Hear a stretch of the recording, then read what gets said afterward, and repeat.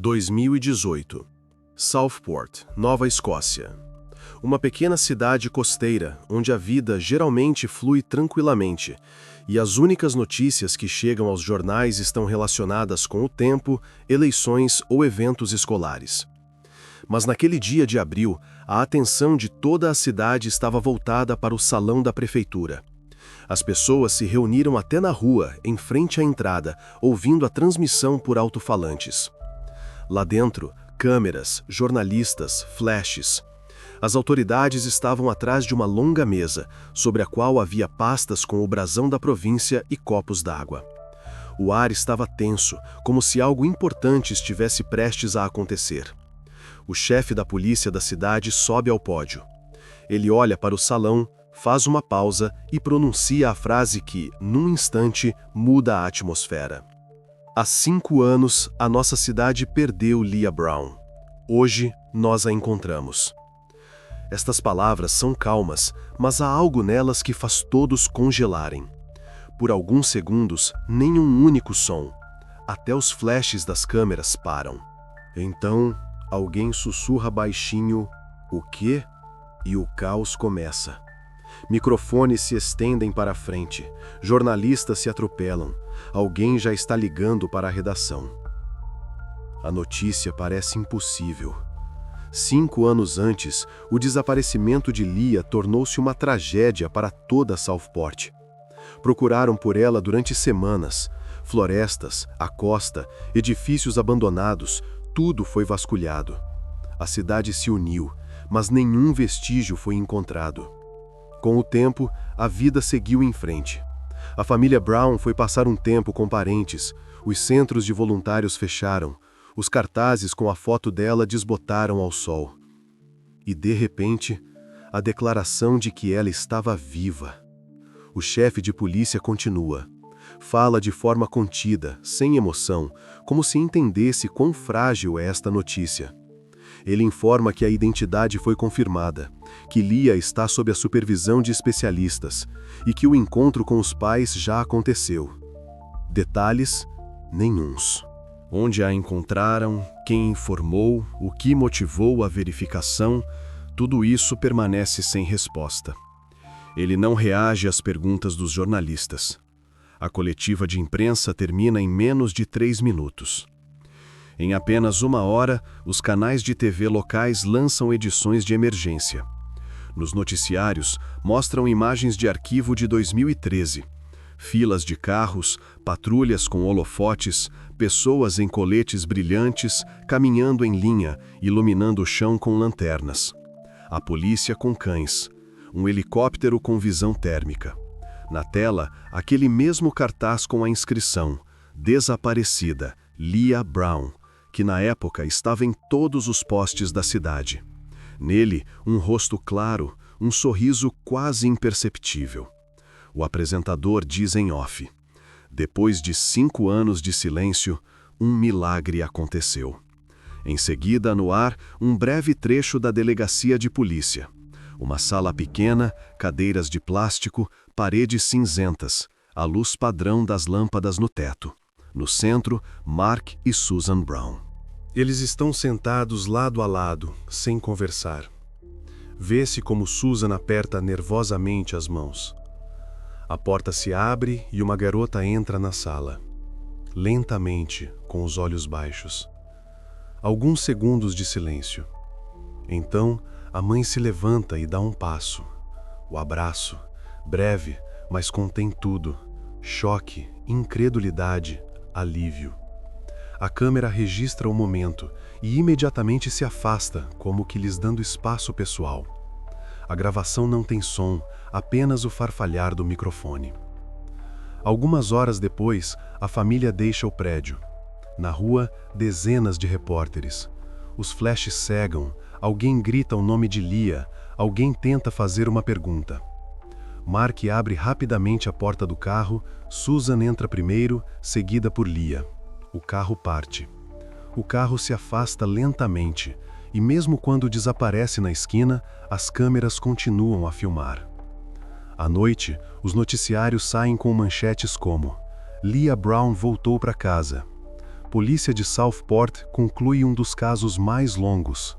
Os jornalistas falam de um milagre, do profissionalismo dos investigadores, de um raro caso com desfecho feliz. Nos comentários, palavras de apoio, agradecimentos, fotos de velas perto da delegacia. A cidade celebra como se alguém que já haviam perdido para sempre tivesse retornado. Mas por trás de todo esse entusiasmo, quase ninguém notou um detalhe estranho. No comunicado de imprensa da polícia, enviado no mesmo dia, havia um pequeno item que não chegou às notícias.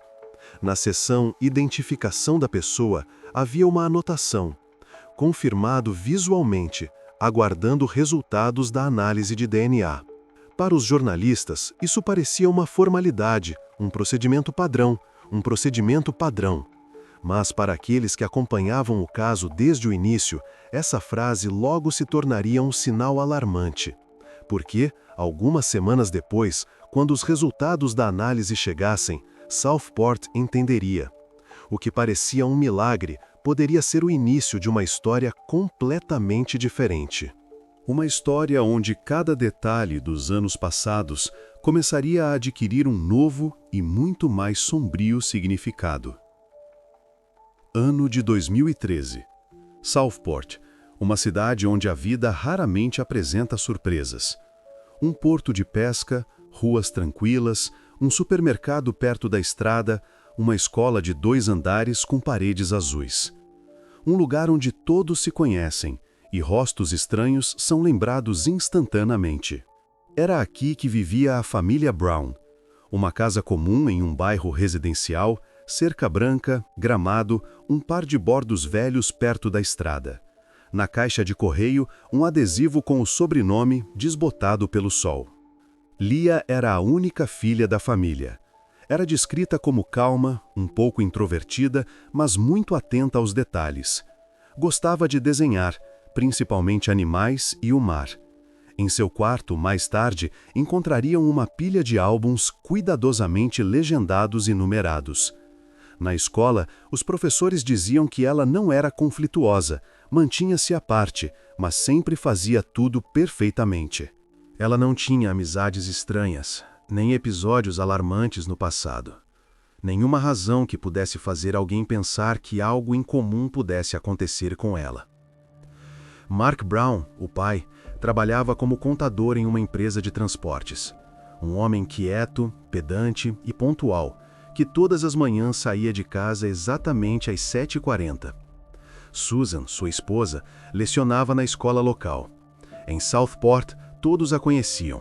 Ela dirigia um clube de desenho, organizava exposições de desenhos infantis na biblioteca e muitas vezes levava Leah consigo. Eram considerados uma família exemplar, sem escândalos, sem fofocas, sem dívidas. A cidade se acostumou com eles como algo permanente. O dia 15 de maio de 2013 não foi diferente de um dia comum. De acordo com os relatórios meteorológicos, céu claro, sem vento, temperatura em torno de 17 graus. Após o almoço, Susan estava em casa, preparando aulas, organizando materiais para o dia seguinte. Mark ainda não havia voltado do trabalho. Leah estava brincando no quintal. Era a rotina habitual deles. Nas câmeras dos vizinhos, vê-se que às 15h06 ela sai para a rua, carregando lápis de cor e um caderno. Alguns minutos depois, Susan recebe um telefonema. A conversa não durou muito, pouco mais de 10 minutos. Quando ela saiu para o quintal, o pátio estava vazio. A bola estava perto do portão, a porta do galpão entreaberta. Tudo parecia tranquilo, mas Leah não estava em lugar nenhum. Dentro de meia hora, Susan percorreu toda a propriedade, chamou os vizinhos, verificou o quintal dos fundos, a garagem, o parque do outro lado da rua. Às 16h10, ela liga para a polícia. Isso está registrado no diário de chamadas. As primeiras patrulhas chegaram em 8 minutos. Eles imediatamente isolaram a área. Cães farejadores foram chamados e voluntários locais começaram a vasculhar a área de floresta que se estendia ao longo da costa. Ninguém a viu sair, nem pedestres, nem motoristas, nem vizinhos. As gravações das câmeras mais próximas, vazias. Nenhum carro, nenhum rosto desconhecido. Naquela mesma noite, as buscas foram ampliadas para vários quilômetros. A guarda costeira foi envolvida. A baía e as construções próximas foram verificadas. O resultado, 0.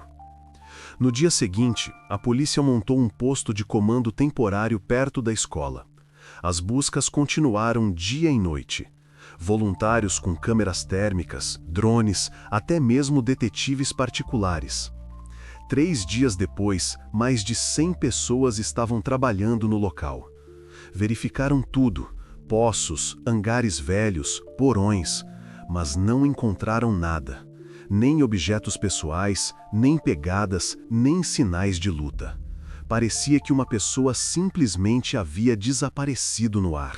Quando as buscas entraram na 3ª semana, os primeiros relatórios começaram a levantar dúvidas. Sequestro, fuga, acidente. Mas sem provas, era impossível construir qualquer versão lógica. A linha de investigação foi se apagando gradualmente. 1 mês depois, o caso foi oficialmente classificado como não resolvido. Toda a esperança residia apenas nos pais, que continuavam suas próprias buscas. Mark colocava anúncios, enviava fotos, viajava para províncias vizinhas. Susan administrava grupos online, escrevia para jornalistas, contatava organizações que ajudam em casos semelhantes. Ambos viviam na expectativa de um telefonema, uma carta, qualquer pista. Mas o telefone nunca tocou. 5 anos se passaram, e no momento em que a polícia anunciou o milagre, ninguém mais esperava nada. Leah Brown havia se tornado um símbolo de esperança não realizada, uma história lembrada com um suspiro pesado. E em 2018, ela de repente retornou, como se vinda do nada. É por isso que a notícia teve o efeito de uma explosão.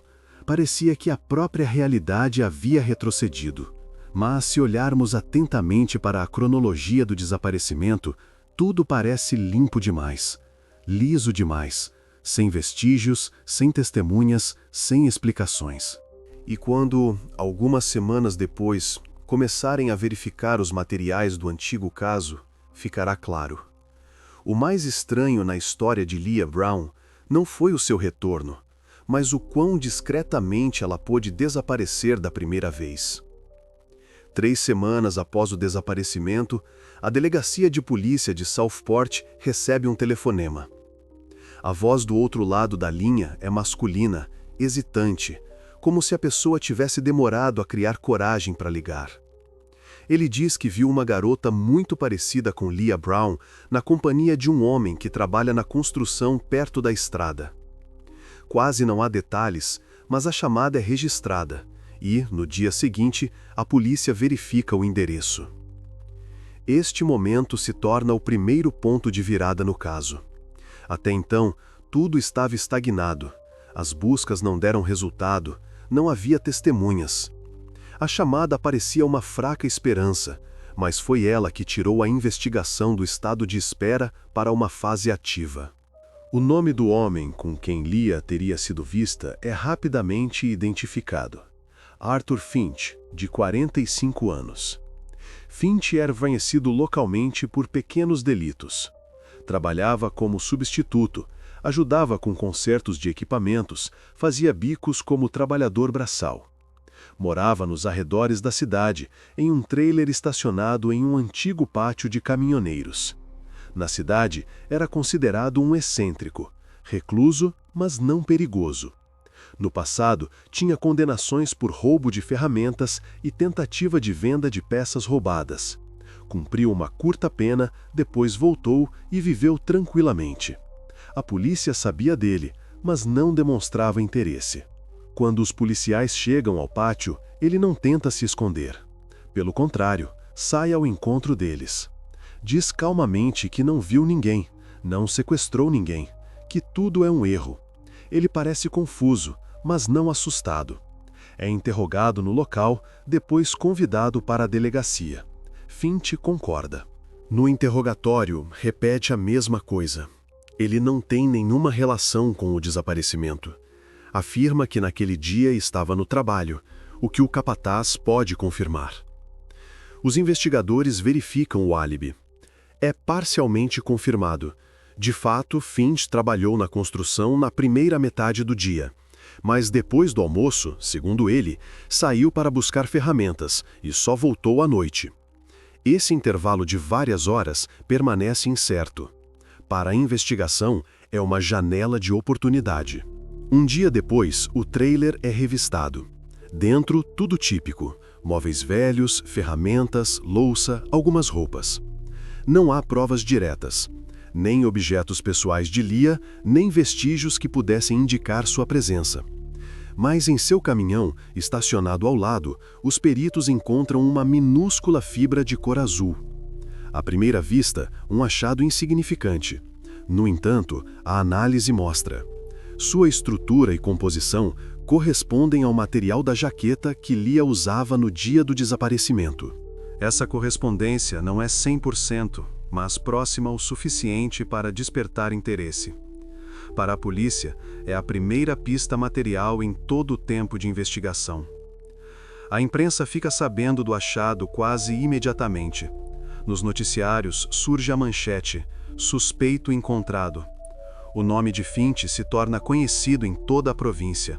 Sua foto é publicada nos jornais, um homem com uma barba espessa, olhando de lado, como se evitasse a câmera. A reputação de recluso, sem família e amigos, apenas fortalece as suspeitas. Aos olhos do público, tudo se encaixa em um esquema simples. Aqui está ele, o homem estranho nos arredores, e aqui está a garota desaparecida. Isso é suficiente para iniciar uma avalanche. A investigação constrói uma versão. Nela, a lógica. Finch poderia tê-la esperado no quintal, levado em seu carro, escondido os rastros. A ausência de testemunhas é explicada pelo fato de a casa da família Brown estar localizada em um bairro tranquilo, por onde raramente alguém passava. A promotoria alega que a fibra é prova suficiente para abrir um processo. Um mês depois, Finch é preso. Não há provas diretas contra ele, mas a pressão pública aumenta. A família Brown apoia a decisão da polícia. Eles acreditam que é o culpado. Para eles, é a única maneira de dar algum sentido ao que aconteceu. A promotoria constrói a acusação em torno de fatos indiretos: a fibra, a falta de álibi, a biografia suspeita. O caso é levado a tribunal. Arthur Finch insiste em sua inocência, mas suas palavras não são levadas a sério. Até mesmo seu advogado diz à imprensa: o caso contra meu cliente é fraco, mas a opinião pública já deu seu veredito. Assim, a investigação, que começou com um único telefonema anônimo, transforma-se em um processo criminal onde as provas são escassas, mas a certeza é excessiva. Finch se torna o principal e único suspeito. E o caso de Leah Brown gradualmente deixa de ser uma busca. Agora é uma acusação. Quando, em dezembro de 2013, o tribunal profere a sentença, parece que a justiça foi restaurada. Arthur Finch recebe 25 anos sem direito à liberdade condicional. Para a família Brown, isso significa o fim da espera, a possibilidade de pôr um ponto final. Eles não participam mais de coletivas de imprensa, não dão entrevistas. A cidade volta à sua vida anterior. Mas, como o tempo mostrará, foi precisamente essa decisão, a prisão e a condenação de Finch, que se tornaria o ponto de partida para uma nova série de erros, que 5 anos depois resultariam em um grande escândalo. Porque, quando Leah retornasse, a investigação teria que admitir: eles puniram o homem errado. O julgamento de Arthur Finch começa em fevereiro de 2014. Naquela altura, a investigação já durava quase 9 meses e a opinião pública estava há muito formada. Os jornais escreviam que a cidade espera por justiça. E a televisão mostrava imagens do pátio onde Finch vivia, com legendas como: aqui termina o rastro de Leah Brown. No tribunal, não havia lugares vagos, Jornalistas, moradores locais e até estudantes de direito vieram para assistir ao processo que já era chamado de o caso mais notório da Nova Escócia nos últimos 20 anos. A acusação baseava-se em 2 elementos principais. O primeiro, um telefonema anônimo, no qual um desconhecido informou ter visto Leah perto de Finch. O segundo, a perícia da fibra encontrada em seu caminhão. A investigação não tinha outras provas, nem vestígios de DNA, nem impressões digitais, nem gravações de câmeras, nem testemunhas. Tudo se apoiava em uma única coincidência, parcial, mas apresentada como decisiva. O promotor, em sua declaração de abertura, afirmou que Arthur Finch era um homem perigoso, escondido sob a máscara de um solitário. Ele pintou para o júri o retrato de um pária social, que não tinha nada além de raiva e ressentimento contra o mundo. Cada detalhe de sua biografia, as condenações, a vida em um trailer, a ausência de família, transformava-se em um argumento contra ele. Todo o discurso da acusação foi construído sobre emoções, não em provas, mas na sensação de ameaça vinda de um homem que não é como os outros. O advogado de Finch, nomeado pelo Estado, tentou construir uma linha de defesa baseada nos fatos. Ele disse que a fibra poderia ter entrado no carro acidentalmente. Finch frequentemente dava carona a pessoas, trabalhadores da construção, vizinhos do pátio, até mesmo viajantes aleatórios. Ele não tinha motivo para se esconder, não tentou destruir provas.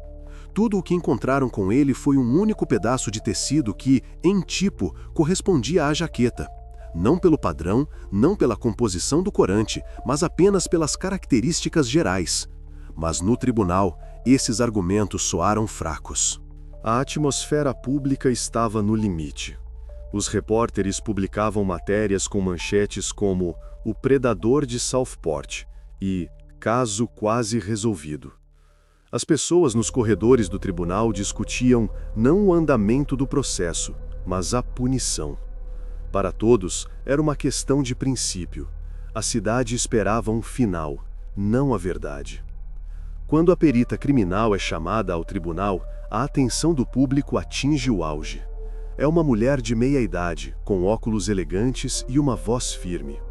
Ela lê os resultados da perícia. A fibra encontrada no caminhão de Finch tem um alto grau de semelhança com o material da jaqueta que Leah Brown usava no dia do desaparecimento. É uma formulação que, em linguagem jurídica, não prova nada, mas para o júri soa convincente. Em seu entendimento, isso significa uma coisa: coincidência. O promotor intensifica o efeito. Ele mostra uma foto da jaqueta e uma imagem ampliada da fibra sob um microscópio. Na tela, fios azuis, brilhando sob a luz da lâmpada. Ele diz: "Aqui está a prova física da presença de Leah Brown no carro do réu." Este momento se torna o ponto emocional do processo. Finch, sentado ao lado de seu advogado, ouve em silêncio. Em imagens de arquivo, vê-se como ele às vezes fecha os olhos e abaixa a cabeça. Mais tarde, em uma entrevista, seu advogado dirá que naquele momento ele entendeu.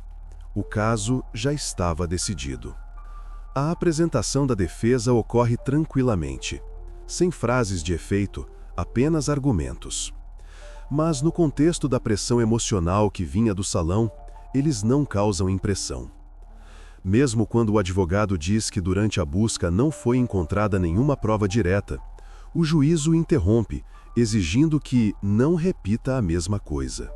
As últimas palavras de Finch antes da sentença são breves. "Eu não fiz isso, mas ninguém acredita em mim." Essas palavras não chegam à imprensa. 2 dias depois, o júri sai com uma decisão. O veredito é lido em um salão em completo silêncio. Culpado em todas as acusações. O juiz profere a sentença: prisão perpétua sem direito à liberdade condicional. Finch não resiste. Ele apenas acena com a cabeça e diz baixinho: "Entendi." No mesmo dia, ele é transferido para uma instituição correcional de segurança média na província de New Brunswick. Uma cela, 12 metros quadrados, um colchão, uma pia de metal, grades na janela. Para ele, a história termina aqui. Para a cidade, pelo contrário, Southport suspira aliviada. Os jornais escrevem: o caso de Leah Brown está encerrado, a justiça prevaleceu. Na foto, Mark e Susan Brown de mãos dadas em frente ao tribunal. Seus rostos estão tensos, mas calmos. Eles acreditam que a verdade foi encontrada. Apenas uma coisa permanece sem resposta: para onde a própria Leah desapareceu? Mas, a essa altura, todos estão satisfeitos com a explicação. As provas foram destruídas, o corpo não foi encontrado, mas o criminoso foi punido. 5 anos se passam. Finch ainda está na prisão, e ninguém se lembra dele. Até aquele dia em que a polícia anunciara: Leah Brown foi encontrada, viva. E então ficará claro que o julgamento de Finch não foi o fim, mas apenas o começo de um erro que agora precisaria ser corrigido. 5 anos se passam. Primavera de 2018. Uma pequena cidade à beira da estrada na fronteira entre Iowa e Nebraska. Um policial de patrulha para uma garota que caminha ao longo da rodovia. Sem bagagem, sem documentos, com uma jaqueta surrada e cabelos desgrenhados. A princípio, o policial pensa que ela simplesmente fugiu de casa. Ele pede seu nome. A garota fica em silêncio, como se procurasse a resposta em algum lugar dentro de si. E, alguns segundos depois, diz: "Acho que meu nome é Leah Brown." Essas palavras mudam tudo. O oficial volta para o carro, digita o nome na base de dados de pessoas desaparecidas. 1 minuto depois, a tela mostra uma correspondência. Um caso de 5 anos atrás, Southport, Nova Escócia. Desaparecida aos 8 anos de idade. A foto corresponde parcialmente. Os mesmos olhos, os mesmos traços, mas o rosto mudou, amadureceu, emagreceu. Ele chama seu parceiro, formaliza a detenção e informa o escritório central. A notícia do possível achado se espalha pelo estado em questão de horas. A garota é levada para a delegacia local. Os médicos registram exaustão, sinais de desidratação e vestígios de ferimentos antigos. Ela fala baixo, se confunde, às vezes responde de forma desconexa. Quando perguntada onde esteve todo esse tempo, responde apenas uma coisa: "Eu vivi em casas diferentes." Ela não reage a perguntas de esclarecimento. Às vezes, para no meio de uma frase e simplesmente olha para o lado. Os investigadores tentam montar o quadro. Ela conta que foi levada por um homem, que depois houve outros, pessoas, lugares, quartos onde estava sempre escuro. Não há detalhes, nem nomes, nem cidades, nem endereços exatos. Sua história se assemelha a fragmentos de um sonho, onde tudo é interrompido no meio da frase. Para a polícia, isso parece ao mesmo tempo convincente e suspeito. Muito emocional, mas sem especificidade. No entanto, para as autoridades, esta é uma chance. O caso Leah Brown tornou-se um símbolo de fracasso, um desaparecimento não resolvido, um homem erroneamente condenado, manchetes barulhentas. Agora, era possível colocar um belo ponto final. Os relatórios de serviço são escritos rapidamente. A chefia do departamento diz aos jornalistas que eles confirmaram preliminarmente a identidade da encontrada. As autoridades não têm dúvidas. A correspondência de idade, aparência e sotaque é bastante óbvia.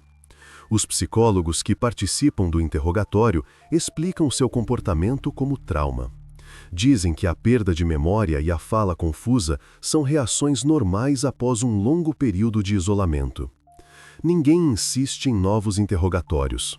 A garota é encaminhada para um centro médico, onde exames são agendados.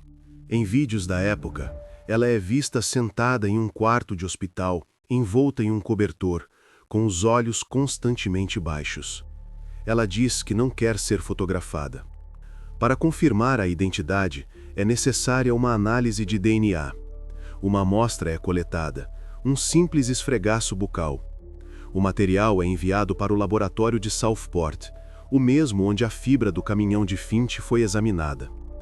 A polícia informa à imprensa que os resultados estarão prontos em 2 semanas.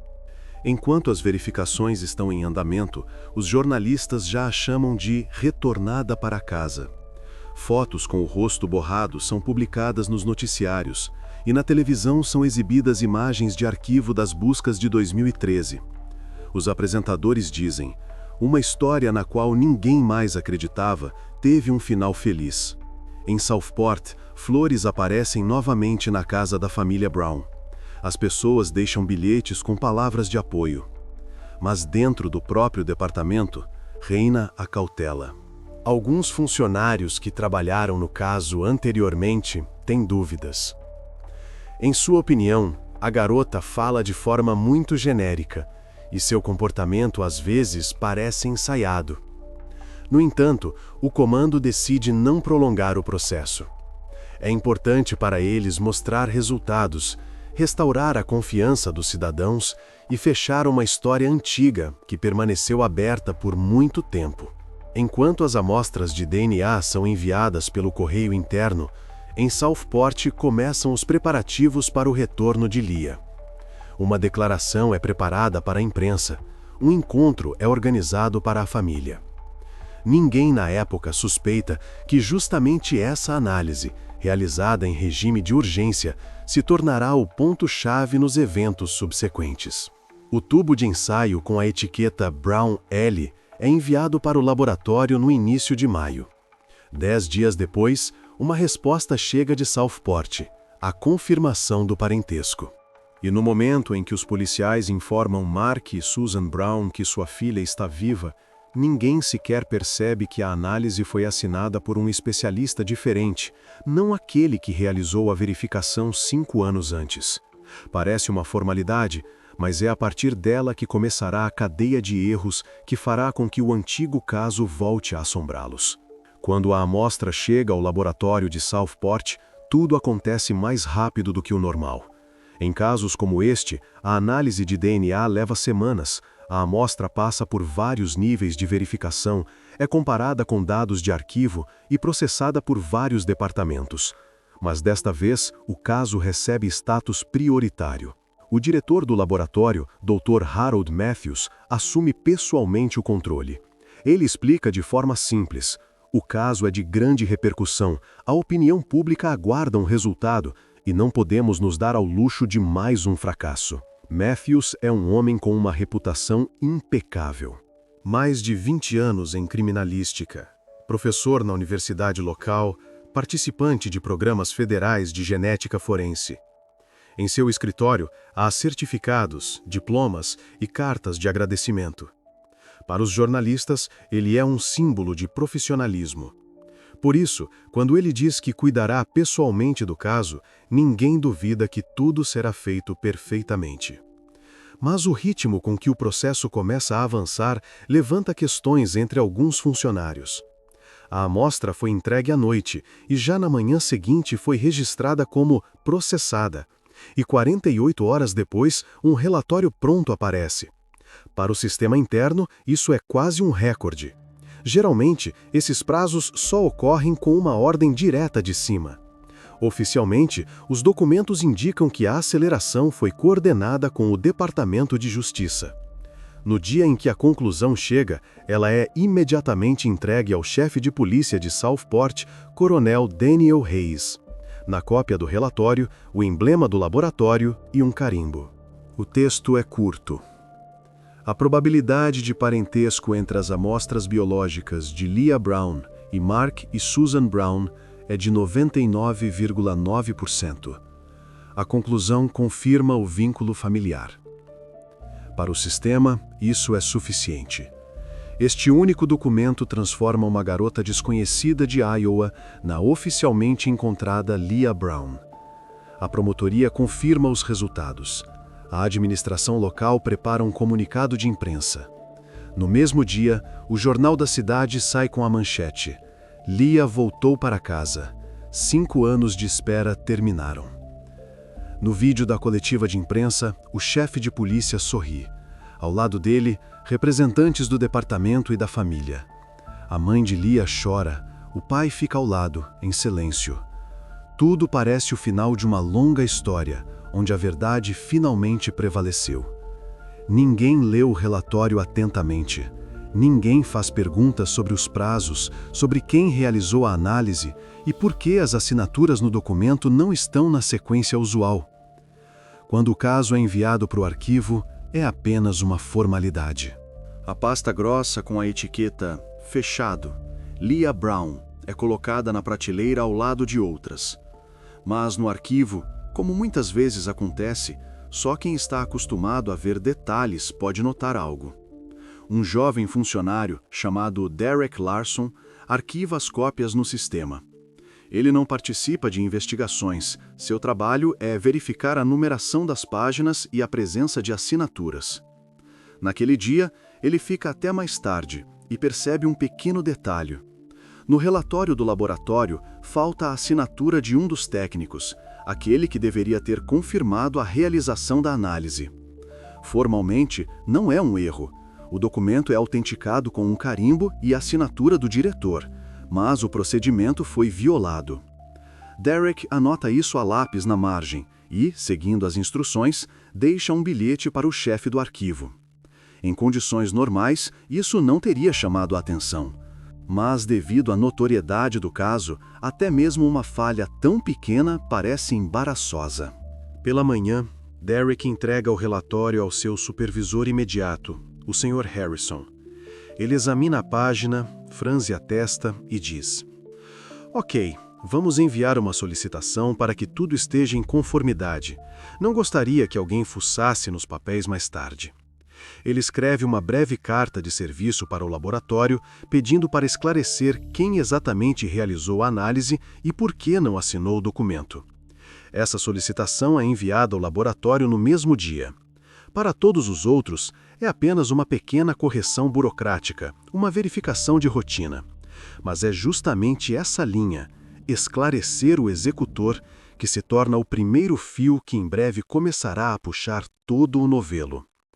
Enquanto o laboratório procura uma cópia do diário interno, onde é registrado quem realizou a análise, no departamento de Southport já preparam uma reportagem sobre o resgate de Leah Brown.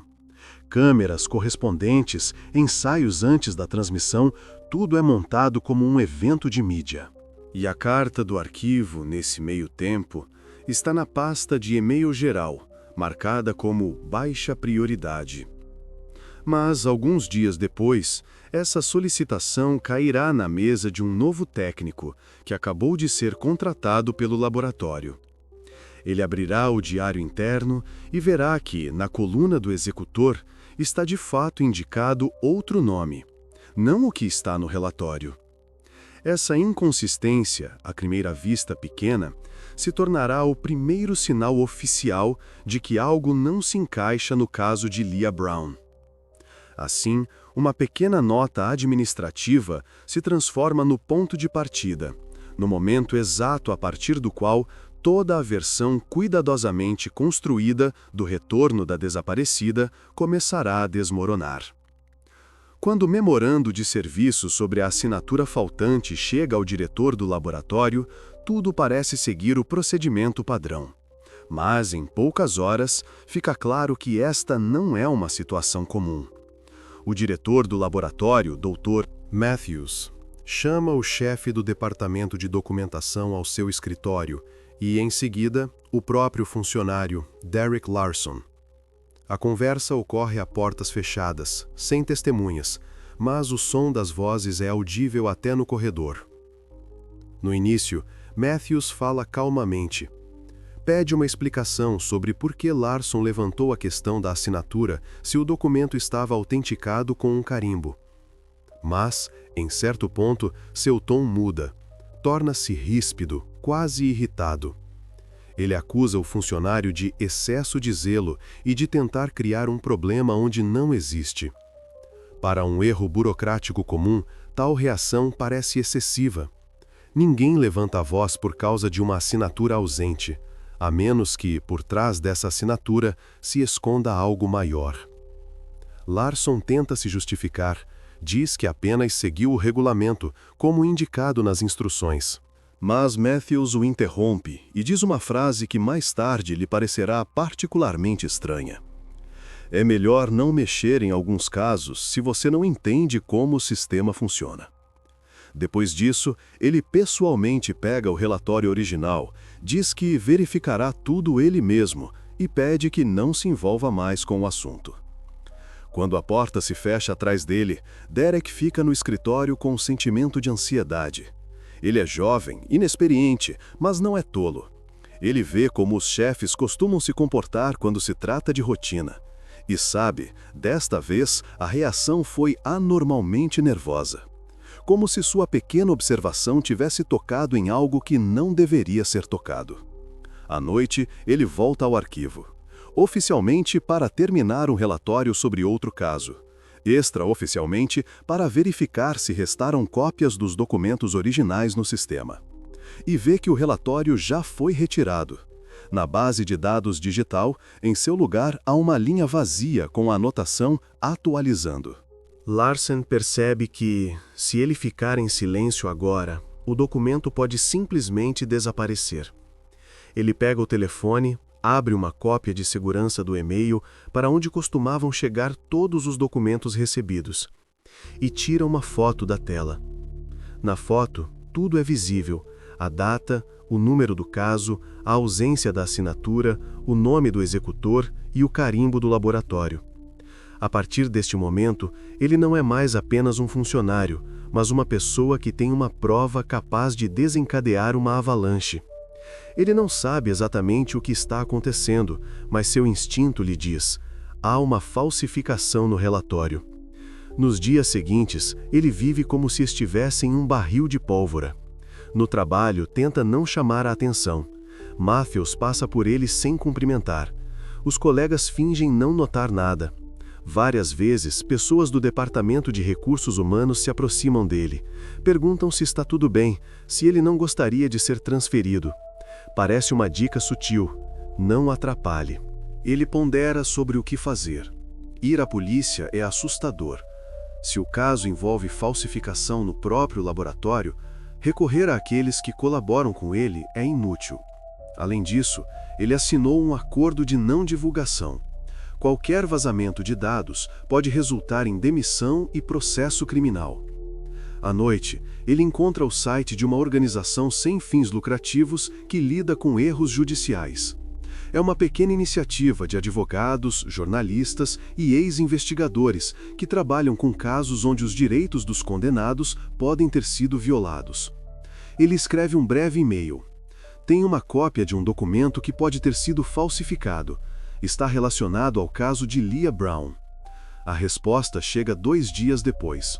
Uma mulher chamada Sarah Hill entra em contato com ele. Ela é advogada, trabalha no Departamento de Revisão de Perícias Judiciais.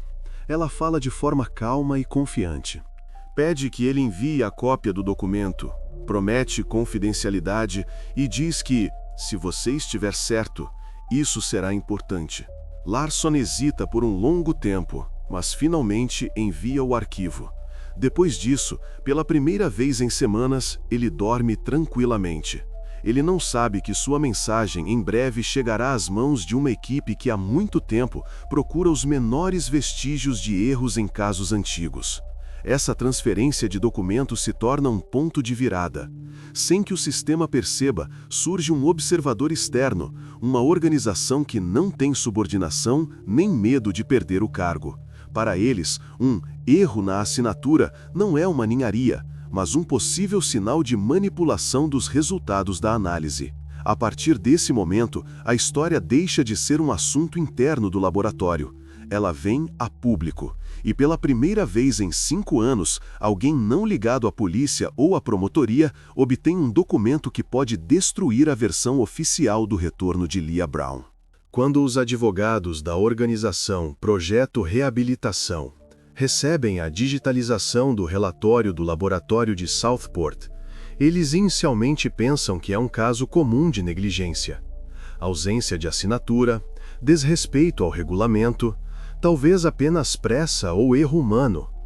Mas um dos analistas, especialista em genética forense, nota que o relatório menciona um antigo número de arquivo da amostra, aquele que uma vez pertenceu aos materiais do caso Brown. Ele verifica esse número no registro federal e percebe que não é uma nova amostra, mas um identificador atribuído ao material biológico coletado da mãe de Leah, Susan Brown, ainda em 2013, durante a investigação inicial. Isso não é um erro de formatação, é um código técnico único para cada caso. Não pode ser confundido acidentalmente. Se ele corresponde, significa que alguém deliberadamente substituiu os dados ou carregou a amostra antiga em vez da nova. Os advogados começam a investigar mais a fundo. Pelas bases de dados, vê-se que a amostra da garota encontrada nem sequer foi registrada no sistema oficial. Ou seja, a análise, de fato, não existiu. Gradualmente, o quadro se forma. No relatório, não foram comparadas 3 amostras, da mãe, do pai e da garota encontrada, como deveria ser, mas 2, mãe e pai. Com esse esquema, a coincidência de parentesco seria de fato de 99,9%, porque é essencialmente um teste entre cônjuges. Acontece que todo o documento, que se tornou a prova do milagre, não é apenas um trabalho mal feito, mas uma fraude, criada intencionalmente. Para os advogados do projeto Reabilitação, isso não é apenas um erro, é material para um caso de crime funcional. Eles registram cada detalhe, a hora de chegada das amostras, a data do relatório, as assinaturas eletrônicas, o registro de acesso ao sistema. E o mais importante, eles descobrem que, no dia em que a análise supostamente foi realizada, o sistema do laboratório foi desconectado do servidor federal por várias horas. A razão oficial, manutenção técnica. Foi exatamente nesse período que o novo relatório foi carregado. Os advogados preparam uma petição. Nela, exigem a realização de uma perícia independente, a verificação da integridade das amostras originais e a identificação de quem exatamente teve acesso à base de dados no dia do teste. Paralelamente, eles entram com um pedido no tribunal para que seja ordenada uma revisão dos resultados. A promotoria distrital reage instantaneamente. Em uma reunião de emergência, os representantes da acusação declaram que os advogados estão tentando desestabilizar a opinião pública e difamar uma família que passou por uma tragédia. Na televisão, aparecem entrevistas com funcionários que chamam isso de cruel golpe de publicidade sobre a dor alheia. Para o público, isso parece um ataque ao final feliz de uma história da qual a cidade tanto se orgulhava. Ao mesmo tempo, em uma audiência judicial fechada, o processo começa. O juiz federal, ao receber os materiais, examina cuidadosamente as provas. Ele vê a cópia do relatório com o número incorreto, a carta sobre a discrepância da assinatura e os dados sobre a desconexão temporária do sistema. Isso é suficiente para supor que a substituição pode ter ocorrido. Ele exige explicações da direção do laboratório e marca uma audiência com a participação de representantes do Departamento de Justiça. A decisão é proferida 3 dias depois. O tribunal acata a petição dos advogados. Uma nova perícia é ordenada, mas desta vez não em Southport, mas em um laboratório federal sob o controle do FBI. As amostras usadas no caso antigo são retiradas do arquivo. A transferência ocorre sob escolta. Tudo é documentado, registrado em vídeo. Quando as cópias dos documentos com a decisão do tribunal chegam às mãos dos advogados do projeto Reabilitação, eles entendem que agora tudo mudou. O que começou com uma assinatura ausente levou a uma investigação oficial de nível federal. Para a promotoria, é um golpe. Para a polícia, uma vergonha. Para a família Brown, uma nova aprovação. Pois se a análise de DNA se revelou falsa, significa que a garota que agora vive com ele sob o nome de Leah pode não ser quem eles pensavam que era. Nos noticiários, aparecem pequenas notas sobre a reverificação dos dados de um caso antigo. Por enquanto, dizem ao público que se trata de uma auditoria interna. Mas dentro do sistema, o pânico já começou. Alguém da direção do laboratório entra de férias. Vários funcionários são transferidos para outros departamentos, oficialmente sem relação com o caso. Enquanto isso, os especialistas federais começam sua verificação. Eles abrem os envelopes com as amostras originais, conferem os códigos, registram cada pequeno detalhe. O relatório deve estar pronto em 10 dias. E será justamente esse relatório o documento que não apenas colocará em dúvida a antiga investigação, mas também trará à tona a cadeia de ações que, em 2013, levaram à condenação de um homem inocente. Agora, a investigação atinge um novo nível. A história, que já era considerada encerrada, é reaberta, e o que por muito tempo foi considerado um milagre começa a parecer uma mentira cuidadosamente orquestrada. A apreensão dos materiais ocorre discretamente, sem imprensa e sem declarações. Agentes do FBI chegam a Southport de manhã cedo. A entrada do laboratório é bloqueada e o pessoal é temporariamente impedido de acessar os arquivos. Tudo é gravado em vídeo. Diante de testemunhas, o cofre onde um envelope com a inscrição Caso Brown 2018 estava guardado. Dentro, um recipiente hermético com material biológico, que leva a assinatura do mesmo Harold Matthews. O recipiente é colocado em uma caixa isotérmica, selado e, acompanhado por 2 agentes, levado para um laboratório independente em outro estado, um que colabora com o FBI e é especializado em revisões judiciais. Isso já não é uma verificação interna, nem uma auditoria departamental, mas uma perícia federal completa. Aqui, tudo é feito com precisão matemática e sem possibilidade de interferência externa.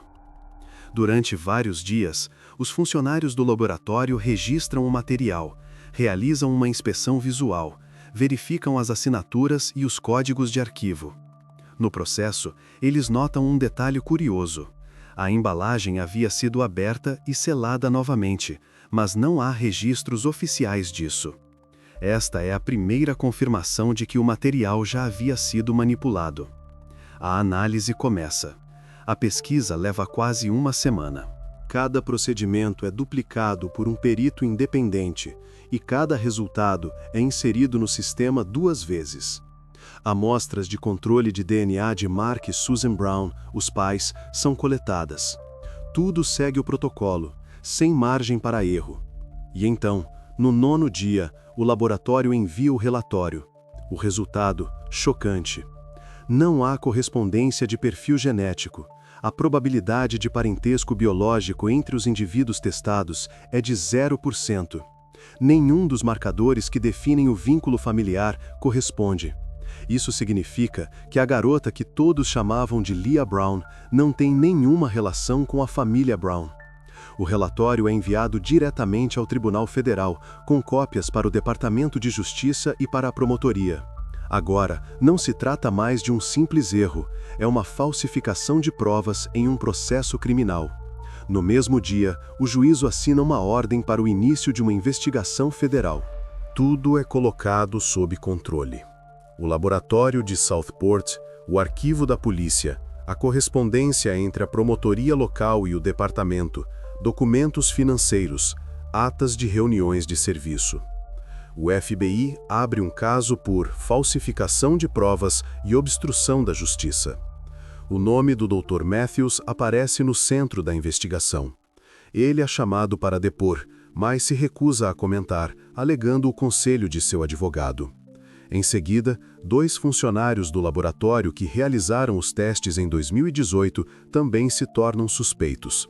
Um deles se demite abruptamente, o outro desaparece, Mais tarde, é encontrado no estado vizinho, onde consegue um emprego temporário sob um nome falso. Os investigadores descobrem, durante a realização do teste, foram justamente esses dois que tiveram acesso às amostras de arquivo e aos servidores da base de dados interna. O registro do sistema, o log de entrada e saída, aponta para eles. Tudo coincide com o período em que o sistema estava em manutenção. O FBI documenta o esquema. Alguém da direção do laboratório substituiu deliberadamente a amostra para que o resultado da análise confirmasse o desfecho desejado. O motivo, ainda desconhecido. Talvez para encobrir um erro antigo, talvez para proteger a reputação, ou talvez para evitar a revisão da sentença de Arthur Finch, pois isso significaria admitir que ele foi condenado com base em provas falsas. Enquanto isso, a informação sobre os resultados da perícia vaza para a imprensa. Primeiro, como uma nota curta em um jornal regional, depois, nos noticiários da noite. Na TV, mostram imagens da garota que se dizia Lia, caminhando pela rua acompanhada por assistentes sociais. Na tela, em letras grandes, a manchete. Perícia Federal questiona a identidade de garota encontrada. Para a cidade, é um golpe. Para a família Brown, uma catástrofe. E para a promotoria, a ameaça de colapso de um caso de uma década. Agora, não se trata apenas de uma falsa identificação, mas de corrupção sistêmica que atingiu os órgãos de investigação e perícia. A partir deste momento, a história deixa de ser a tragédia de uma família. Ela se transforma em uma história sobre como uma mentira, iniciada um dia em nome da tranquilidade, cresceu e se tornou um crime de proporções estatais. A investigação federal está apenas começando, mas já está claro. Agora, o foco não é Lia, mas aqueles que criaram seu retorno. Após a divulgação dos resultados da perícia independente, a investigação entra em uma nova fase. Agentes federais retornam a Southport, mas agora seu interesse não é a história do desaparecimento de Lia em si, mas quem exatamente orquestrou a fraude que permitiu que a garota encontrada fosse declarada resgatada. Eles começam pelo laboratório, com aqueles que tinham acesso direto às amostras e aos relatórios. O primeiro a ser chamado para depor é o técnico de laboratório júnior, aquele cuja assinatura estava ausente no relatório. À primeira vista, uma figura insignificante, um daqueles que simplesmente cumprem ordens. Mas é ele que se revela o elo mais fraco. No início, ele fica em silêncio, diz que não sabe de nada e que o documento foi assinado por seu chefe. No entanto, quando os investigadores lhe mostram os registros internos de acesso ao sistema e uma lista de suas chamadas telefônicas, sua defesa desmorona. Ele confessa que no dia da preparação do relatório, o Dr. Matthews, diretor do laboratório, se aproximou dele e ordenou que substituísse a amostra, alegando uma ordem superior. Segundo ele, Matthews falou com calma, confiança e deixou claro que a recusa não era uma opção. Naquela mesma noite, o técnico carregou um arquivo diferente no sistema, contendo os dados de arquivo do antigo teste da família Brown. Este interrogatório se torna um ponto de virada. Agora, o FBI tem um nome concreto. Já no dia seguinte, o próprio Matthews é chamado. Ele chega com seu advogado, mantém-se contido, confiante, como se tudo o que está acontecendo fosse um mal-entendido. Nas primeiras horas, ele nega tudo. Diz que não deu nenhuma instrução, que todas as decisões foram tomadas de acordo com o procedimento. Os investigadores seguem o procedimento padrão, apresentam o testemunho do subordinado, depois uma cópia da correspondência onde Matthews envia uma mensagem curta. Atualizar relatório urgentemente. Fazer como discutimos. Depois disso, seu tom muda. Ele para de negar, mas diz que não agiu por iniciativa própria, que estava sob pressão. Quando os agentes perguntam quem exatamente o pressionou, Matthews faz uma pausa e diz um nome.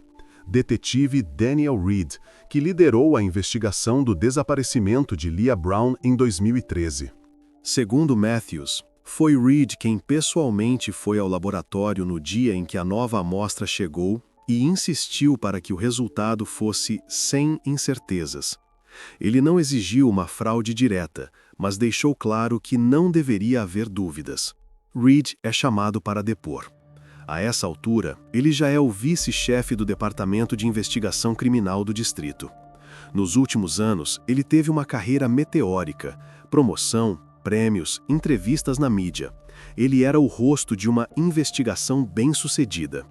Quando Leah foi encontrada em 2018, foi ele quem deu a coletiva de imprensa e proferiu a frase que depois foi citada por todos os jornais locais. Às vezes, a justiça retorna para aqueles que não deixam de acreditar. No interrogatório, Reed mantém a compostura.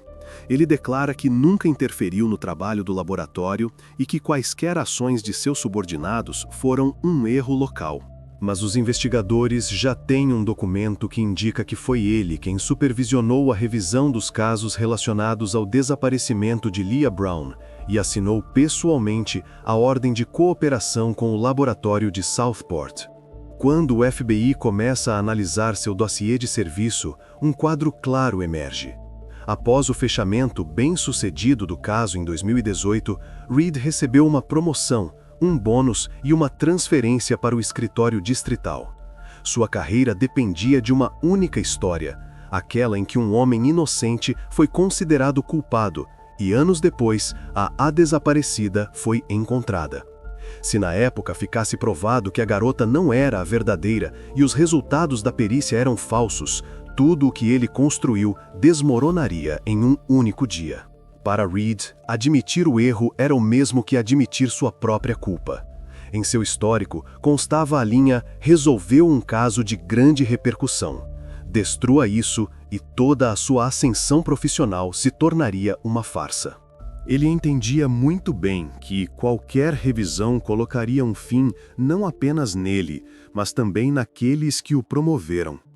A investigação chega a uma conclusão. O motivo existe. A fraude permitiu que ele mantivesse sua carreira, reputação e status. Mas permanece incerto se ele foi o iniciador de todo o esquema ou se agiu sob ordens de alguém. Porque no caso começam a aparecer sinais de interferência de nível superior, documentos com vistos de funcionários do Departamento de Segurança Pública, onde estão escritas frases como "coordenado com a administração". Agora, a investigação se expande. De um único nome surge toda uma rede. O diretor do laboratório, o investigador, funcionários públicos, todos ligados por um único objetivo: não permitir que o passado se tornasse presente novamente.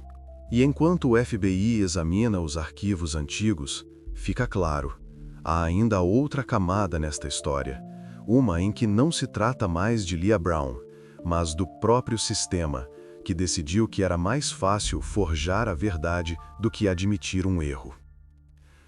Após os interrogatórios e o vazamento dos primeiros documentos, o detetive Daniel Reed torna-se a figura central da investigação. Sua prisão ocorre de manhã cedo. As câmeras não são permitidas. Tudo é feito discretamente para evitar publicidade. O relatório é breve. Detido por suspeita de falsificação de provas e abuso de poder. Para um homem que por muitos anos esteve em pódios, deu entrevistas e simbolizou a luta pela justiça, isso soa como um colapso. Nos interrogatórios, Reed comporta-se com moderação. Ele não discute, não se justifica, apenas diz que agiu no interesse do caso.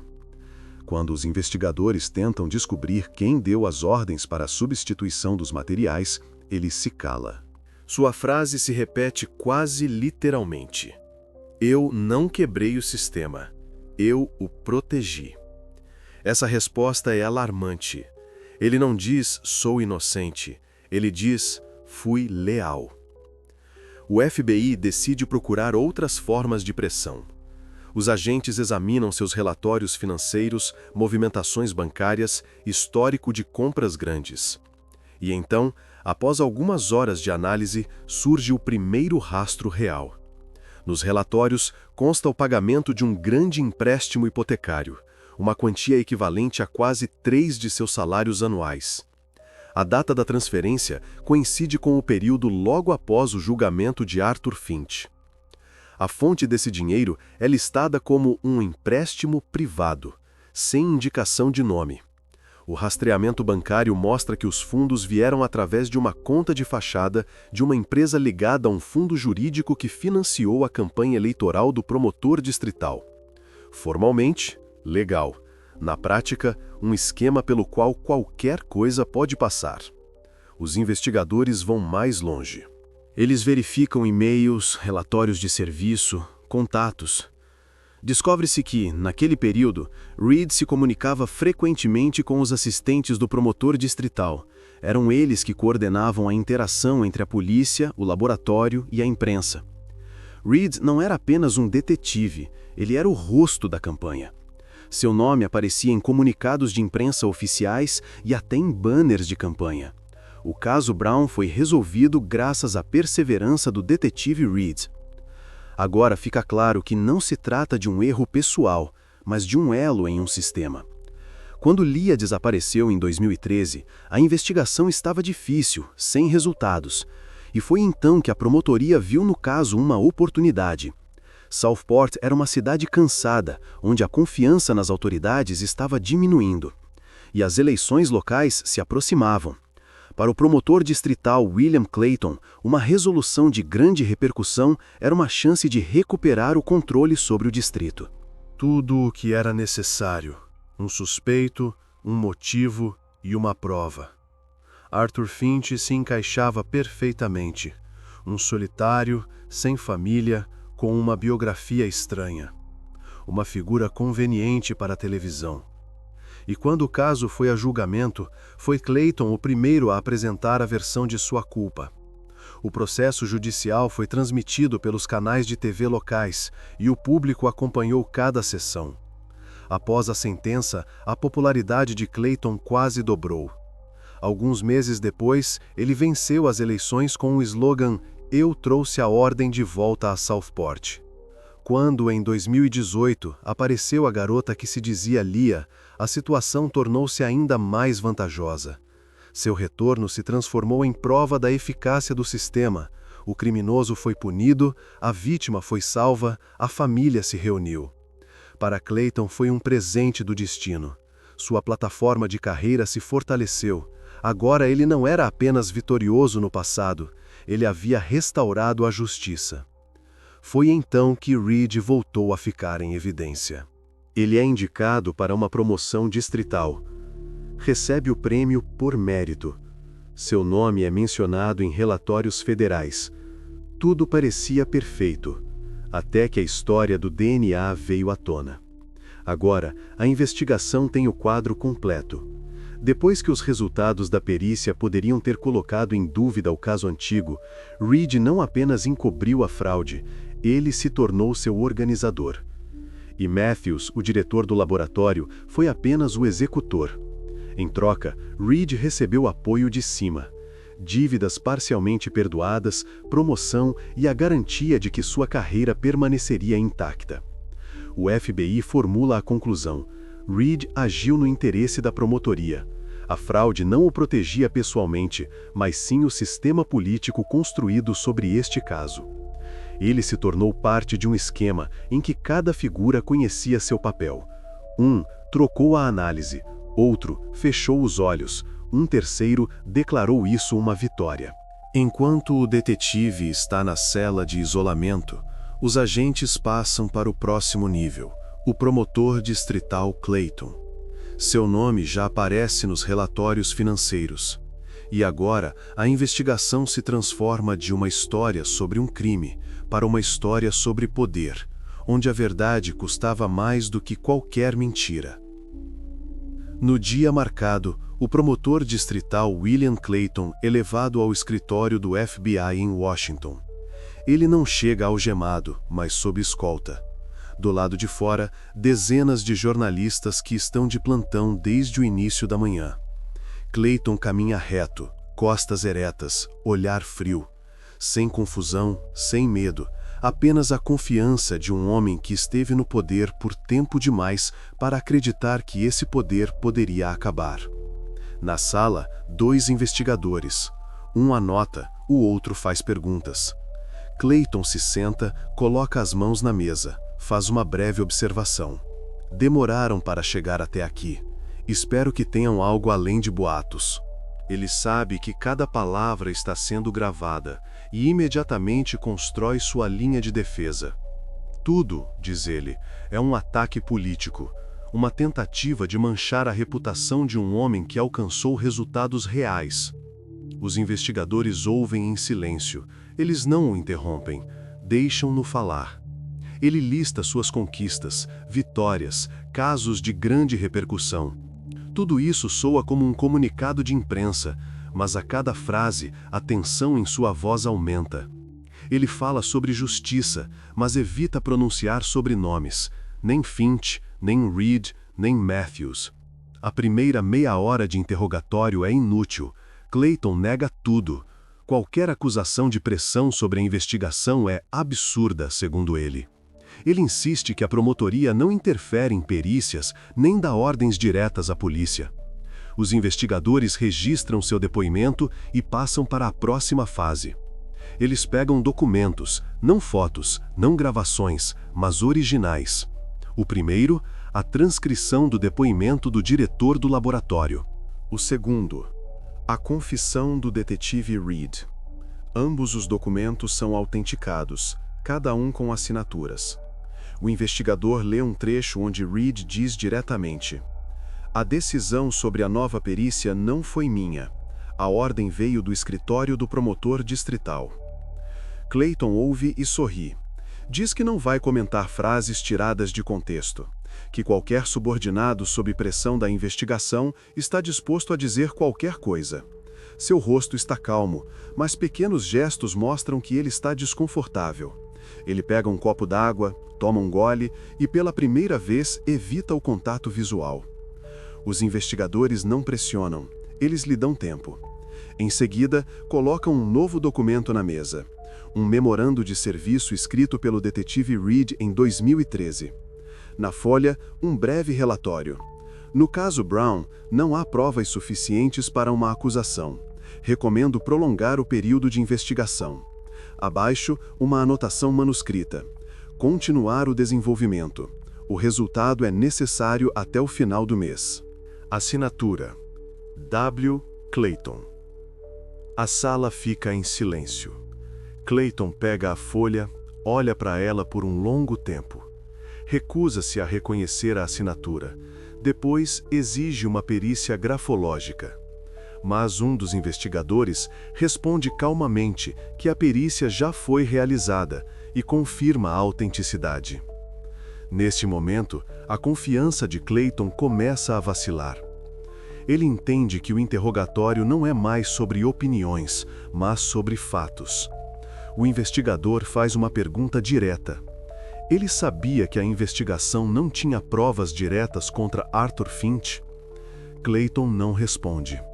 Depois diz: "Agimos dentro da lei. Precisávamos mostrar resultados."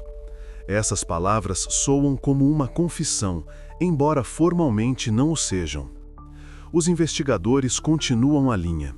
É importante para eles mostrar não apenas o fato da pressão, mas também o motivo. Eles o lembram da campanha eleitoral, dos banners, do discurso onde ele prometeu acabar com o crime de uma vez por todas. Tudo isso coincide com o momento em que o caso Brown se tornou o tema central dos noticiários. Quando lhe apresentam os documentos financeiros, onde está indicado que parte dos fundos de sua fundação vinha de empresas que depois recebiam contratos governamentais, Clayton perde a compostura. Ele eleva a voz, diz que não é obrigado a explicar a contabilidade. Mas os investigadores não discutem. Eles simplesmente acrescentam: essas mesmas empresas pagaram as viagens das testemunhas e as coletivas de imprensa sobre o caso Brown. Temos os comprovantes das transferências. Depois disso, ele se cala. Alguns segundos de silêncio. Em seguida, uma frase curta: quero falar com meu advogado." Com isso, o interrogatório termina. Os investigadores registram a hora, 16h42. No relatório está anotado: o acusado se recusou a depor até consultar seu advogado. Isso é suficiente. O FBI agora tem tudo: a cadeia de comando, os rastros financeiros, os documentos que confirmam a pressão sobre a investigação e o laboratório. 24 horas depois, a Promotoria Estadual afasta oficialmente Clayton do cargo. O processo de preparação da acusação começa. A investigação atinge o nível federal e agora os réus incluem vários funcionários que participaram da campanha de 2013. O que um dia começou como uma tragédia particular se transforma no maior escândalo de corrupção da região. E, pela primeira vez em muitos anos, nos arquivos de Southport, o antigo caso é reaberto, o caso com o qual tudo começou. Porque, junto com a revelação da fraude, retorna a pergunta principal: se a garota encontrada não era Lia, então onde está a verdadeira? Quando a investigação federal termina, os advogados do Projeto Reabilitação fazem o que motivou tudo desde o início. Eles entram com um recurso contra a sentença de Arthur Finch, o homem cuja vida foi destruída por causa de uma fraude e dos erros do sistema. Na petição consta: novas circunstâncias do caso provam que a condenação foi baseada em provas falsificadas e na violação de normas processuais. A essa altura, eles têm tudo o que um dia pareceu impossível de obter. A perícia de DNA independente mostra que a Lia encontrada não tem nenhuma relação com a família Brown. Confissões sobre juramento foram dadas por funcionários do laboratório e pelo investigador que participaram da substituição dos resultados. E, finalmente, o memorando de serviço do promotor distrital Clayton, o documento que se tornou o símbolo da pressão de cima. Mas os advogados dão mais um passo. Eles retornam à primeira prova material com a qual todo o caso começou: a fibra azul encontrada no carro de Finch. Foi essa fibra que um dia selou seu destino. Na época, 10 anos atrás, ela foi declarada única e correspondente à jaqueta da Lia desaparecida. O tribunal interpretou isso como prova direta. Agora, os tempos são outros. Os métodos de análise se tornaram mais precisos e os peritos mais independentes. O novo laudo laboratorial leva semanas para ser preparado. Cada amostra é verificada em nível microscópico, usando análise espectral, que permite determinar a composição e a origem exatas do material. Quando os resultados finalmente chegam, eles causam o efeito de uma bomba. O relatório de fato afirma: a composição química da fibra corresponde à amostra do tecido da jaqueta de Lia Brown. Essa correspondência é de 100%. E, por um instante, o silêncio reina no tribunal. Parece que tudo está voltando ao ponto de partida. Como se toda essa luta fosse inútil e o sistema, afinal, estivesse certo. Mas, em seguida, vem o segundo parágrafo. Ele vira tudo de cabeça para baixo. Este tipo de fibra, um tecido acrílico de categoria industrial, massivamente utilizado na produção de roupas, móveis e interiores de automóveis. Em 2013, este material era empregado em mais de 700 marcas e modelos de produtos. Em outras palavras, esta fibra poderia estar em qualquer lugar: no assento de um ônibus, no forro de uma jaqueta barata, no tecido de uma capa de assento de carro. A coincidência não exclui a casualidade. Pelo contrário, a torna quase inevitável. O que um dia foi apresentado como uma coincidência única era, na verdade, um erro banal de interpretação. Os advogados explicam isso ao tribunal de forma simples. A acusação construiu toda a lógica do caso sobre um único detalhe indireto, sem valor probatório. Todo o resto, boatos, suposições, conjecturas emocionais. Não havia provas diretas, não havia testemunhas oculares, não havia uma única confirmação confiável de que Arthur Finch tivesse qualquer relação com o desaparecimento de Lia. O Tribunal de Apelação examina os materiais por um longo tempo. As audiências duram vários dias. Peritos, ex-investigadores, representantes de laboratórios depõem.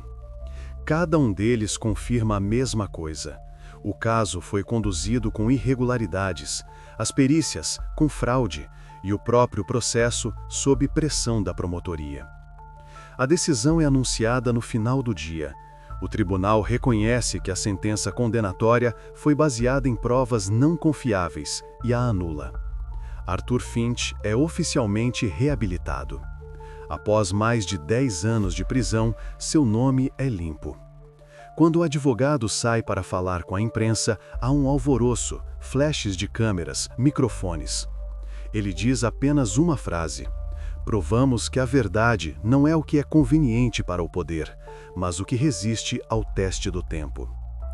E naquele momento, parece que a história está concluída. Mas todos que acompanharam este caso entendem: o mais difícil ainda está por vir. Porque agora que o sistema admitiu seu erro, resta apenas uma pergunta que não pode ser silenciada por nenhuma desculpa. Se durante todo esse tempo substituíram Lia, onde está então a verdadeira? Quando o barulho em torno do caso Finch começa a diminuir e as manchetes bombásticas saem das primeiras páginas, os investigadores voltam novamente para aquela com quem a segunda fase desta história começou. A garota que toda a cidade uma vez considerou ser a Lia Brown que havia retornado. Agora, com a perícia de DNA dissipando todas as dúvidas, diante deles não está a vítima de um caso famoso, mas uma pessoa sem passado e sem nome. Na delegacia, ela é recebida não mais como uma heroína das notícias, mas como uma desconhecida que enganou o sistema. Ela senta-se em frente ao detetive, envolta em um suéter cinza que lhe deram na detenção. As mãos estão cruzadas no colo, os olhos fixos no chão. À primeira vista, está calma, mas é aquela indiferença calculada que esconde o cansaço. Não é insolente, nem desafiadora, é mais como uma pessoa encurralada. Quando o detetive começa o interrogatório, ela fica em silêncio por um longo tempo. Ouve-se o clique suave da gravação no ditafone, e esse som parece fazê-la se recompor. Sua voz é quase inaudível, mas cada palavra é medida. Ela diz que seu nome é Samantha, sobrenome Ross, natural de Ohio. Fugiu de casa há mais de 1 ano porque não havia mais sentido em ficar lá. Vivia onde podia, na casa de conhecidos, em estações de trem, às vezes com pessoas aleatórias que lhe davam abrigo em troca de pequenos favores. Um dia, passando por um supermercado, ela viu um anúncio em um painel, um cartaz antigo sobre a busca pela desaparecida Lia Brown. A foto estava gasta, mas os olhos eram os mesmos, claros, um pouco cautelosos, parecidos com os dela. E naquele momento, como ela confessou mais tarde, algo estalou dentro dela. Pareceu-lhe que era uma chance, que ao se apresentar com aquele nome, ela poderia finalmente se tornar alguém que era esperado. A partir daí, tudo aconteceu rápido demais. Quando foi detida no estado vizinho, sem saber o que fazer, disse a primeira coisa que lhe veio à mente: "Meu nome é Lia." O sistema fez o resto. Ninguém duvidou, ninguém verificou. Todos queriam tanto acreditar no milagre que substituíram a realidade pela esperança. No interrogatório, fazem-lhe perguntas diretas. Ela sabia que seu DNA havia sido trocado? Sabia que sua história estava sendo usada para ganho político? Ela olha diretamente, sem desviar o olhar, e responde baixinho: "Não." Ela pensou que era simples, que a tinham confundido acidentalmente com outra pessoa. Parecia-lhe que tudo seria esclarecido gradualmente, que os especialistas resolveriam a questão, e ela começaria uma nova vida em uma família com casa, calor e algum tipo de cuidado. Ela não sabia que um espetáculo estava sendo montado ao seu redor, onde cada passo era calculado com antecedência. Os investigadores entendem. Nesta história, ela não é a criminosa. Ela é um elo pelo qual passaram muitos interesses alheios. O laboratório, a polícia, a promotoria, todos a usaram como uma prova conveniente para fechar um caso antigo e manter seus cargos. Ela se tornou um instrumento, não a iniciadora. Quando o caso é revisado, a promotoria se recusa a apresentar acusações contra ela. Suas ações não causaram dano material a ninguém, e seu motivo não foi o lucro, mas uma tentativa desesperada de encontrar seu lugar no mundo. O juiz assina uma ordem. A garota deve receber ajuda psicológica e tutela temporária até que as circunstâncias de sua família sejam esclarecidas. Alguns dias depois, os serviços sociais confirmam a identidade de Samantha Ross. De fato, havia um registro de seu desaparecimento. Sua mãe vem à delegacia. Uma mulher cansada, que não chora, apenas fica parada na porta, sem acreditar que está vendo a filha viva. O encontro delas é breve, embaraçoso, mas há mais sinceridade nele do que em todas as coletivas de imprensa que as autoridades deram. Samantha entregue à tutela, trabalhando com psicólogos e especialistas. A imprensa não escreve mais sobre ela. A história perdeu sua sensacionalidade e, para a maioria do público, ela se torna uma nota de rodapé, um epílogo. Mas para aqueles que acompanharam o caso, está claro. Em sua confissão não há má intenção, nem engano por lucro. Há apenas solidão, que se tornou o catalisador de uma enorme mentira. Seu destino se torna a nota final nesta longa investigação, fechando a cadeia de eventos. E ainda assim, por trás desse final tranquilo, permanece um eco, porque, com o encerramento de um caso, outro é reaberto. O verdadeiro e não resolvido desaparecimento de Leah Brown, com o qual toda essa história começou. Após todas as confissões e documentos reunidos, os investigadores começam a reconstruir a cronologia dos eventos, passo a passo, como se montassem um mosaico quebrado. Agora está claro. O crime que eles estão investigando não é um sequestro ou desaparecimento, mas uma fraude deliberada, cometida por pessoas investidas de poder. Primavera de 2018. Na pequena delegacia da cidade de Southport, chega a notícia de uma garota detida sem documentos. A patrulha de plantão, agindo conforme as instruções, insere o nome dela no banco de dados de pessoas desaparecidas e, de repente, surge uma correspondência, aparência, idade, até mesmo uma rara cicatriz na mão. Tudo coincide com a descrição de Leah Brown, considerada desaparecida há 5 anos. Em poucas horas, a informação já está na mesa do promotor distrital Clayton e do detetive-chefe Moran. Para um estranho, isso pareceria uma notícia feliz, mas nos gabinetes da promotoria distrital causou pânico.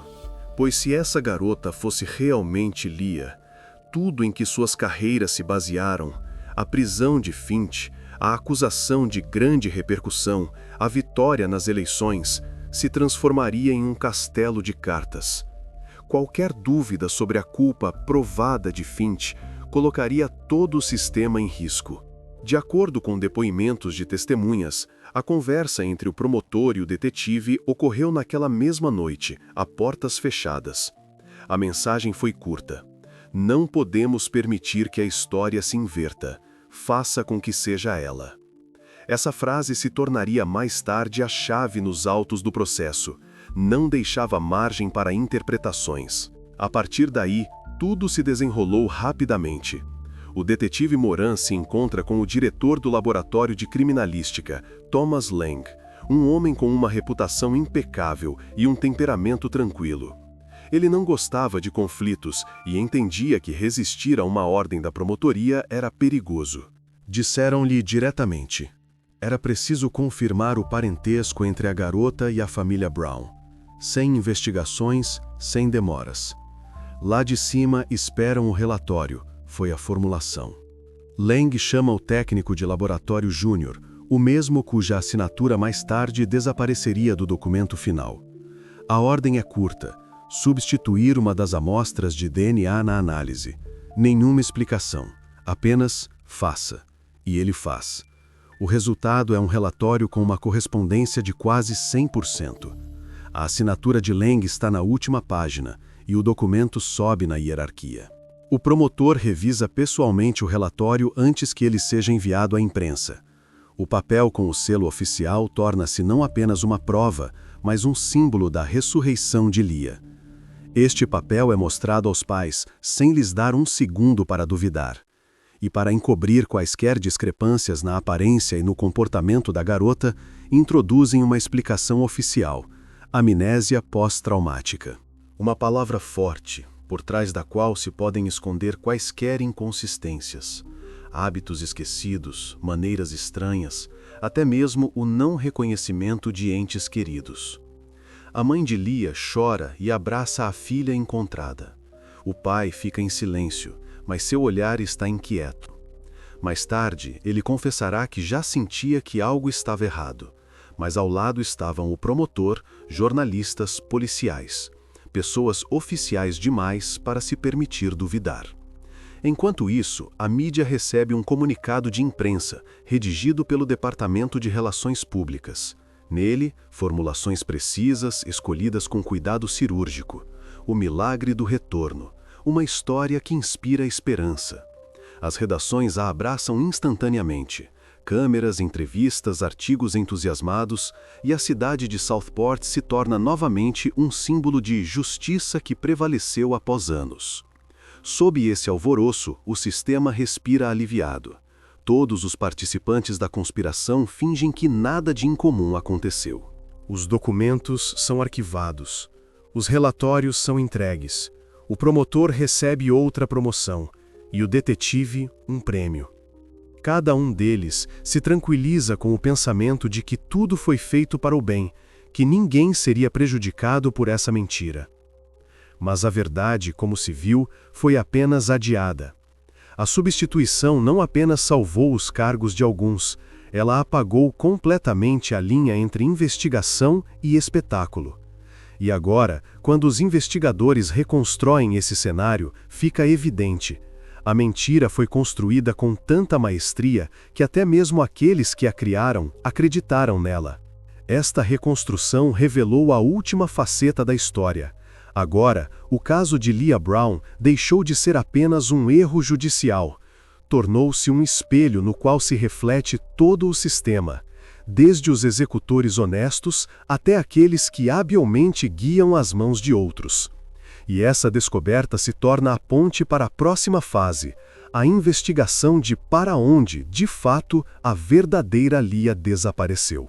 Quando a investigação conclui sua parte do trabalho, chega um momento para o qual tudo se encaminhava nos últimos meses: o julgamento. A enorme sala do Tribunal Federal Distrital está lotada de jornalistas, defensores dos direitos humanos, ex-colegas dos réus e simplesmente pessoas que vieram ver como o sistema julgaria a si mesmo. No banco dos réus, 3 homens: o ex-promotor distrital George Claytor, o detetive Moran e o diretor do laboratório, Thomas Lang. Cada um deles já foi considerado um modelo de serviço à lei. Agora, todos os 3 são acusados de falsificação de provas, obstrução da justiça e abuso de poder. O processo se arrasta por várias semanas. Promotores de outro distrito, convidados especialmente para garantir a neutralidade, apresentam passo a passo a cadeia de documentos, e-mails e depoimentos. Os advogados se defendem até o fim, tentando apresentar tudo como erros administrativos, como um mal-entendido. Mas contra eles joga o principal, um motivo que não pode ser varrido para debaixo da burocracia: ambição e medo da exposição. O clímax do julgamento ocorre quando é lido para o júri o memorando de serviço do detetive Moran, aquele mesmo em que ele expressa dúvidas sobre a culpa de Finch e no qual consta a anotação de Clayton. O resultado é necessário até o final do mês. A sala fica em silêncio. O juiz faz uma pausa, examina o documento e diz baixinho: basta. Depois disso, o processo se transforma não mais em uma busca pela verdade, mas em uma contagem de sentenças. O veredito é unânime. Todos os 3 são considerados culpados em todas as acusações. O diretor do laboratório recebe 7 anos de prisão, o detetive, 9. Mas o golpe principal recai sobre Clayton. Ele é condenado a 15 anos de prisão sem direito à liberdade condicional. Para um homem que construiu sua carreira combatendo o crime, essa sentença soa como uma punição simbólica. Agora o sistema julga seu arquiteto. Enquanto a decisão é anunciada na sala, os jornalistas registram cada emoção. Lang abaixa a cabeça, suas mãos tremem, ele parece perdido. O detetive senta-se imóvel, como se já tivesse vivido tudo isso internamente muito antes do anúncio. E Clayton, o mesmo homem que um dia soube controlar uma sala com um único olhar, sorri. Brevemente, de forma estranha, como se não acreditasse que tudo realmente acabou. No mesmo dia, o tribunal assina a ordem de libertação de Arthur Finch. Após 6 anos atrás das grades, ele sai pelos portões da prisão sob os flashes das câmeras e o sussurro do vento de outono.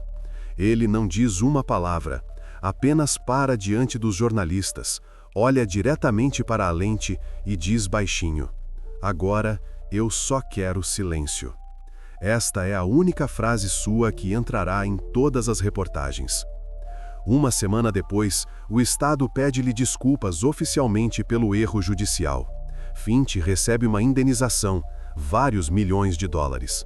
Mas ninguém duvida, nenhum dinheiro devolverá os anos que lhe foram tirados. Ele se muda da cidade, evita entrevistas, não aparece na televisão. Nos documentos, ele é classificado como reabilitado, mas as pessoas que o conhecem pessoalmente dizem que ele permaneceu um homem vivendo como se estivesse a meio passo do presente. Paralelamente, o tribunal emite a decisão final sobre o caso dos conspiradores. Na fundamentação da sentença, o juiz escreve: "Este caso é um exemplo de conluio sistêmico que minou a confiança na lei. Cada um dos participantes entendia o que estava fazendo e agiu conscientemente em benefício próprio." Esta frase se torna a manchete de todos os jornais. Quando as câmeras deixam a sala e os correspondentes se apressam para enviar suas reportagens, fica no ar a sensação de que a justiça finalmente foi feita, mas tardiamente, com um gosto amargo. O tribunal pôs um ponto final na história da conspiração, mas não no caso em si. Porque um detalhe ainda paira no ar. A verdadeira Leah Brown nunca foi encontrada. E é a partir deste momento que a investigação decide voltar ao ponto de partida, ao que deu início a tudo. Quando os julgamentos terminaram e as câmeras se foram, nos arquivos, as antigas pastas com a etiqueta Caso Leah Brown foram novamente retiradas. Após todas as revelações, esta não era mais apenas uma investigação sobre o desaparecimento de uma pessoa. Tornou-se um símbolo. Agora, cada prova, cada registro, cada linha de interrogatório era examinada sobre uma nova perspectiva. O FBI reabriu oficialmente o caso. Nos relatórios, soava seco. Investigação retomada devido a circunstâncias recém-descobertas. Mas, na essência, significava uma coisa: era preciso começar do zero. As antigas perícias são reavaliadas, as testemunhas são procuradas novamente, e novos interrogatórios são conduzidos com aqueles que viviam perto da família Brown na época. Mas passam-se vários meses, e torna-se evidente: o rastro esfriou. Em 5 anos, quase todas as pistas desapareceram. Aqueles que viram algo já se mudaram ou esqueceram os detalhes. Os locais onde as buscas foram realizadas foram ocupados por novas construções, e os dados eletrônicos daquela época foram irremediavelmente perdidos. Nos relatórios surge a formulação: nenhuma nova prova capaz de avançar a investigação foi descoberta.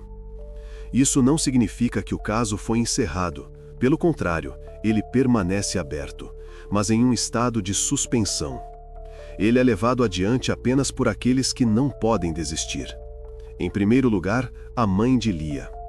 Ela ainda vive na mesma casa onde tudo começou, e todas as manhãs coloca uma xícara de chá no parapeito da janela, caso ela de repente volte. Enquanto a família vive na expectativa, o sistema também muda. A história da fraude causou um clamor público. Após este caso, vários estados dos Estados Unidos revisaram os procedimentos para o armazenamento e a transferência de provas. Agora, nenhuma amostra de DNA pode ser analisada sem a participação de 2 especialistas independentes. Foi introduzido um novo protocolo de verificação para excluir a possibilidade de substituição. Nas faculdades de Direito, surgiu uma aula específica onde o caso Arthur Finch é estudado como um exemplo de catástrofe judicial, que não surgiu de um erro acidental, mas da distorção deliberada da verdade. Os jornalistas escreveram por muito tempo sobre as consequências desta história. Surgiram documentários, livros e até palestras sobre como uma única decisão, a ordem "faça com que seja ela", se tornou o gatilho para toda uma cadeia de crimes judiciais. Para alguns, tornou-se um aviso. Para outros, a prova de que a verdade, por mais tarde que chegue, sempre encontra seu caminho. Quanto a Arthur Finch, seu rastro se perde quase imediatamente após o julgamento. Ele não voltou para Southport, não deu nenhuma entrevista. Foi visto em vários lugares, no Colorado, depois no Maine, onde, segundo rumores, vive em uma casa antiga perto de um lago. Silenciosamente, sem visitas, sem notícias. As pessoas que conseguiram falar com ele dizem que ele não guarda rancor. Simplesmente não quer mais fazer parte desta história. Ele vive como se estivesse apagando seu passado, passo a passo. E a família Brown permaneceu na expectativa. A mãe, como antes, vai a reuniões com a polícia, leva fotos, relê cartas antigas. O pai é retraído, quase não fala, mas pela expressão em seu rosto, vê-se que a esperança ainda não se apagou. Para eles, este caso não é sobre conspirações, nem sobre corrupção. É sobre o desaparecimento de uma pessoa, sem a qual sua casa deixou de ser um lar. Em 2025, no relatório do FBI sobre casos não resolvidos, o nome de Leah Brown ainda consta na lista de investigações ativas. Não há novas testemunhas, nem rastros, nem correspondências em bancos de dados. Apenas uma foto antiga, onde ela sorri para a câmera, e a legenda: "A busca continua". Assim termina esta história, sem um ponto final. O sistema judicial se limpou, os culpados foram punidos, Arthur recuperou sua liberdade, mas a verdade pela qual tudo começou permaneceu em algum lugar na escuridão. Talvez ela já seja conhecida há muito tempo, mas está em uma pasta, trancada em algum arquivo. Ou talvez ela simplesmente não exista. O caso de Leah Brown hoje não é apenas um mistério não resolvido. É um lembrete de que, mesmo quando o sistema admite seu erro, a dor humana não termina no momento em que o juiz bate o martelo. Histórias como esta não têm um final verdadeiro. Elas simplesmente se retiram para o silêncio, deixando para trás um eco.